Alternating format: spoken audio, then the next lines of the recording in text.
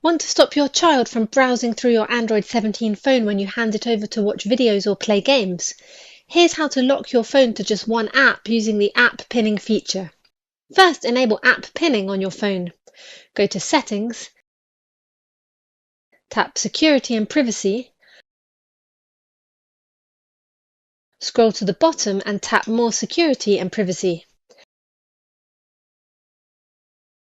Scroll to the bottom again and tap App Pinning.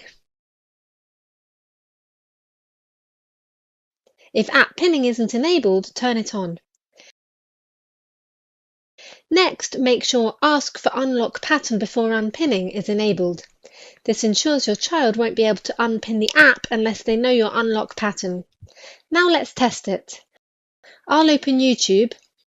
To pin YouTube, tap and hold the line at the bottom of the app while swiping upwards. Release your hold when you reach the middle of the screen. Next, tap the YouTube icon at the top of the app preview, then select Pin. Now YouTube is pinned to the screen, so my child can only use the YouTube app.